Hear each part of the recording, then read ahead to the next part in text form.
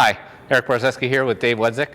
As many of you know, in lowest score wins, we assign what we call separation value, or SV numbers, to various skills in golf, from green reading to driving to greenside shots.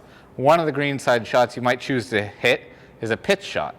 Greenside shots, shots from within about 20 yards of the green where you have a reasonable chance of getting up and down, have a separation value of 3. They're an SV③ skill.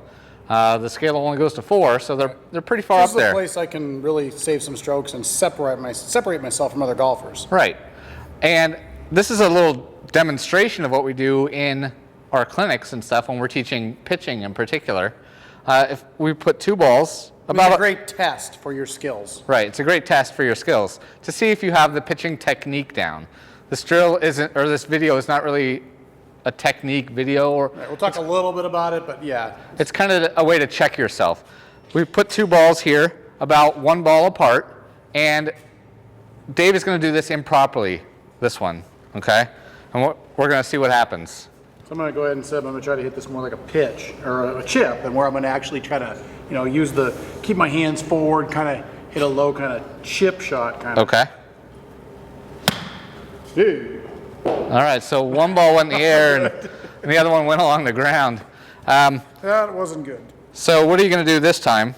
So this time I'm going to hit what we would call more of a pitch technique, where I'm going to really try, well, what a lot of people would normally call bounce, and I'm going to use what we call the glide. And right. By the way, I've got my Adele wedges. We really recommend these. It's important that you get a wedge with enough bounce to do this properly. If you don't have a wedge with enough bounce, you're going to constantly be trying to add bounce and create bounce in a way that's not actually the best way. So you want to get a wedge with enough bounce so you can use the proper technique. Right. So let's try this with better technique. I'm going to really use better technique. For me, this feels like I'm actually, in my takeaway, I like to feel like my right hand is almost like dealing cards around the table. I'm sort of, from a fairly square stance too, I'm sort of letting the toe swing in the backstroke, and then, not that I'm trying to flip it through the hit by any means, right, but I'm letting the club fall as I pivot, and it is passing my hands, and my hands are staying much closer to my body, or kind of tied to my pivot on the follow through, so I'm not looking so much like this. Right, and you'll see the butt of the club will point towards Dave's belt or belly button. You can see they both flew perfectly there. Right, so the club glides along the ground for a very long time.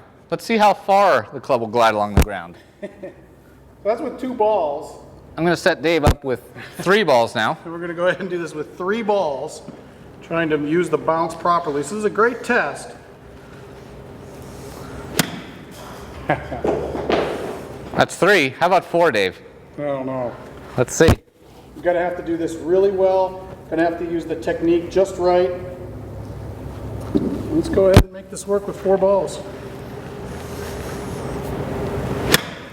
Oh, that's doing it right. That's using the glide, right, and getting it done.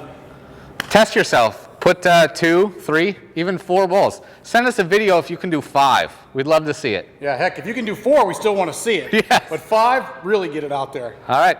Thanks for watching.